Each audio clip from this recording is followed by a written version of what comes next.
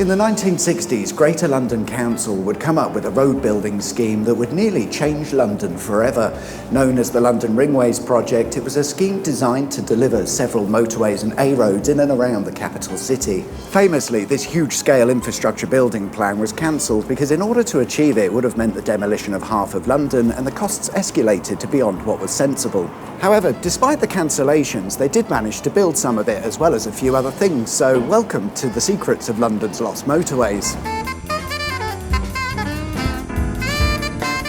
We begin with the M41, but you might know it as the A3220, but when this road opened in 1970, it started out as the M41, aka the West Cross route, and the plan for this motorway was for it to be a section on what the council called London's motorway box. This was a series of motorways that would run around the central part of London, making up Ringway 1 as part of the London Ringways project. The M41 was supposed to be approximately 5 miles long, starting in Harlesden and running down to Battersea, making up the western side of the motorway box. It would have been built as an elevated motorway, and the idea was for it to mostly follow the route of the existing railway so as to minimise any demolition, but they only managed to build about half a mile of this motorway before the project was cancelled. Let's take a look in more detail. Today, Holland Park Roundabout is the southern terminus for the M41, but the original plan was for this to be junction 2 of the M41. It would have been a grade-separated junction, but because they never got round to building the southern section of the motorway, it was never completed. Interestingly, on the south side of the roundabout is this odd sticky out bit. It was built in preparation for the junction, and a slip road was planned for this area.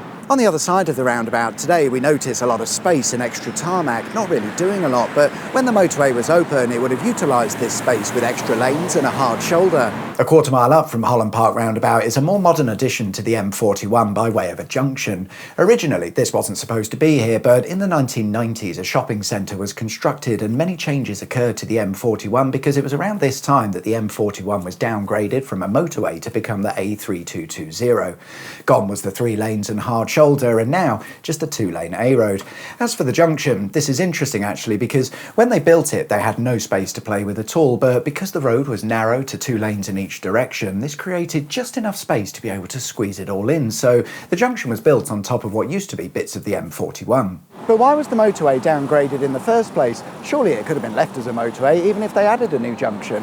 Yeah, but no. The reason the M41 and the other motorways we'll be looking at were downgraded was because of changes in London's council and transport systems. Transport for London, or TfL, would now be responsible for looking after London's roads. However, because reasons, maybe they messed up the paperwork, this didn't include motorways. In fact, for legislative reasons, TfL were not allowed to be in charge of motorways, so the easy way out was to make any motorway within their jurisdiction an A road. Problem solved. To be fair, it's not like it mattered. London's motorway network was hardly extensive given that most of the plans were cancelled. But let's get back to the M41, and it's once you get the new junction out of the way that things start to get really interesting. The carriageway split into 2, with the northbound carriageway being particularly stupid as it makes its way to a roundabout. What we're dealing with is a half-built motorway-to-motorway interchange where the M41 and the A40M would have met. We'll come back to the A40M in a little bit, but the plan for the M41 was for it to continue to the left side of Westway roundabout. Today's split carriageways would have been slip roads allowing you to exit or join the M41 via the roundabout, and the space between the carriageways is where the motorway would have continued north. On the roundabout itself, there's 2 slip road stubs, perhaps one of the most original pieces of the London Ringways project, given they've hardly been touched since their construction. The plan was that there'd be another set of slip roads mirroring those that we see today, allowing for traffic movements in all directions. Much to the delight of those living at Oxford Gardens, this didn't happen, but imagine having this overhanging your back garden. Lovely. The A40M would be the longest stretch of motorway built in London at around 2.5 miles long, and at the time of opening it was the longest stretch of elevated road in Europe. Also at the time of opening it was met with fierce protests by local residents because the motorway's construction had led to the demolition of thousands of houses, but only the poor people's houses, so... The bit we're interested in started to the west of the Westway roundabout and fiddled its way through London to just the other side of Paddington. It was intended to work as a secondary motorway offering traffic a quick and easy route, I say that loosely, from Ringway 1 or the motorway box to the centre of London.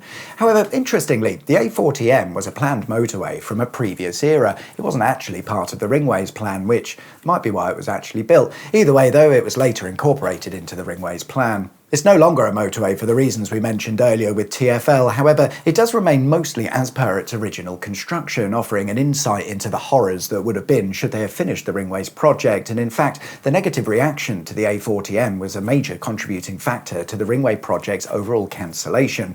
Surprisingly, people didn't really want this all over London, but back then road planners didn't give a about what you think. Anyway, the A40M was mostly an elevated motorway that had few junctions. We've already looked at the Westway roundabout. From there, the motorway makes its way through the rooftops towards Paddington. As you drive along, keep an eye out on your left for the 320-foot high Grade 2 listed Trellick Tower, which is interesting. It opened in 1972 and falls into the category of brutalist architecture because, well, look at it.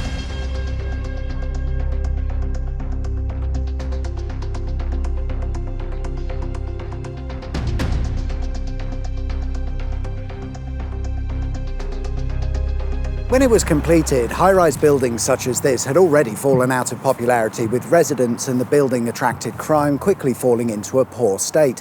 However, this was turned around in the 1990s, with the tower now a desirable place to live. So much so that, as mentioned, it's a Grade listed structure, and it certainly stands out on the London skyline. Another Grade 2 listed structure can be found at the Paddington interchange, which isn't quite in Paddington. If you were to exit the A40M here, you'd go down a slip road that delivers you directly onto a bridge known as Westbourne Bridge.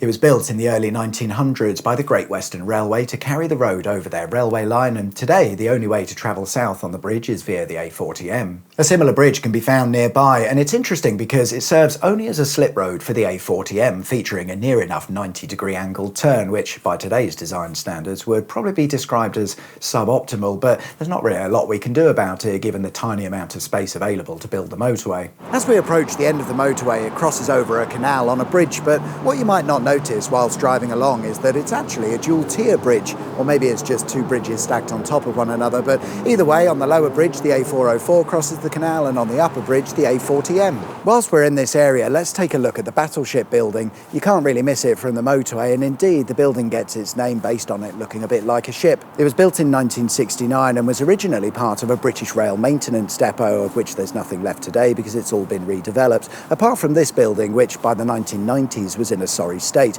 but in 2000 £10 million was spent on it restoring it, and today it's used as offices. After that, the carriageway lowers you down to ground level, marking the end of what was the A40M motorway, and that's about it. So what was the point in having this motorway? I don't actually know. Even if all of the roads and motorways in the Ringways project had been completed, it still wouldn't have made all that much sense because, from what I can tell, it would have connected the end of the A40 and A road to the centre of London. Why not just build it as a continuation of the A40 rather than make it a motorway? Whilst the A40M was the longest inner London motorway that made it to the construction stage, on the east side of London we find the first of the London motorways to be built, known as the A102M, which opened in 1969. Like the A40M, this motorway was planned earlier than the Ringways project, but would later be incorporated into the project with the idea for this motorway to make up the eastern side of Ringway 1, and it appears that whilst most of it was built, only two small sections were built to motorway standard. The northern section ran for about 1.5 miles from Hackney Wick to the A11 and the Bow roundabout. The southern section, around 2 miles long, ran from the Blackwall Tunnel to the A2 and the A207. We'll start at the northern end at the Hackney Wick interchange, a terminus for the A102M, which would have gone south from here. However, the original plan for this interchange was vastly different to what we ended up with. If you've ever wondered why this junction or interchange is clunky, awkward and just it's because it's an unfinished motorway interchange. The A102M was supposed to continue through the interchange heading west to make up the northern section of Ringway 1, but at the interchange they wanted to connect the M11 motorway, a fairly major player in the motorway game that runs from Cambridge. Some of you will know that the M11 only made it as far as the North Circular, a few miles away, and indeed, because of project cancellations, the last bit of the M11 wasn't built, and interestingly it's why the M11 starts at Junction 4. Because it wasn't built, today the Hackney Wick interchange is a bodged-together temporary solution put in place because there was no other option. In simple terms, the roads we use today at the interchange are what would have been slip roads on the interchange. We're missing all of the main carriageways. The northbound slip road from Wick Road was installed as a temporary slip road whilst construction was supposed to happen, but It never did. Another slip road, the southbound, also from Wick Road, was built for the same reason, but both of these temporary slip roads became permanent. That northbound slip road will connect you to the A12, and if you're driving this way, you might notice that you drive underneath a pair of bridges. On the top of the bridges, we find very little, and at first I thought these were for a roadway that wasn't built, but it turns out they were built to cater for a railway goods yard that was situated here. The construction of the interchange required said bridges to be built, but shortly before completion, the British Rail operated yard closed down, meaning the bridges have never been used as intended. As we head south, we're treated to what would have been a 3-lane motorway with a proper hard shoulder with some lovely gantries, and keep an eye out for the older style motorway SOS phones. The A102M northern section comes to an end when you reach the Bow roundabout, but it's a little bit more than just a roundabout. You could say, and we will, that it's a 3-level stacked interchange with a roundabout being the middle stack. Today, it's a very busy junction that in hindsight is poorly thought out. There's just too much crammed into a small space. It's at this interchange where the A102M's northern section comes to an end. The road does continue here, but it's not built to motorway standard, and it was never considered as part of the A102M. Original plans suggest that they perhaps wanted it to be a motorway, but there would have been a bit of a problem with that.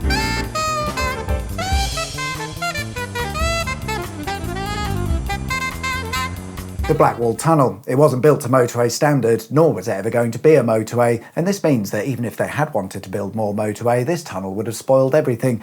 You can't have motorway regulations on a crossing like this because you want everyone to be able to use it. A bit like the Dartford crossing, it's part of an A road, not a motorway. The A102M southern section begins, I don't know, somewhere around here, and around here you can't help but notice this thing.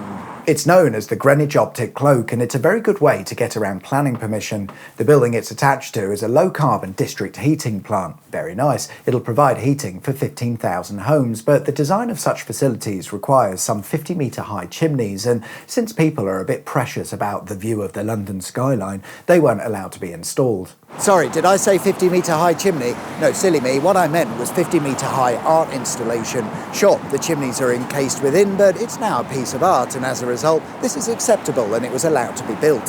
Having crossed over the A206 on a flyover, you'll drive underneath the footbridge, which in itself is fairly uninteresting, but if we were to follow the footpath along for a short distance, we'll find the Angerstein Foot Crossing, which lives next door to the A102M. It's a railway crossing, and it's interesting because it's said to be the only foot crossing on the rail network within London, which is actually a load of nonsense. There are several foot crossings in London. That said, not that many, so I suppose it is at least a rare example.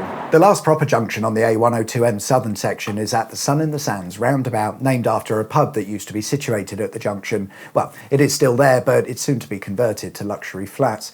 The main carriageway runs underneath the junction and would have continued for a short distance, before coming to an abrupt end at Rochester Way, where the motorway would deposit all of its traffic onto the local road network without a care in the world, because this is as far as they built the motorway, and that's how things would be for quite a while. Things would be improved in the 1980s with the construction of the A2, which was connected up to the end of the A102M, meaning traffic could now continue through what was previously a motorway terminus, and a crap one at that. And there we are then, guys. That's all we've got time for this week. Thanks very much for watching. I hope you liked the video.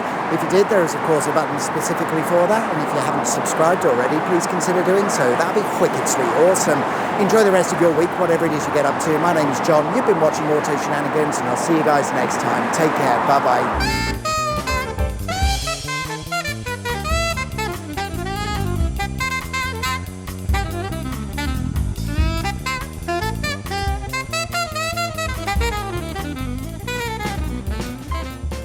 Get down, mate. Come on, I need to do filming. Get down.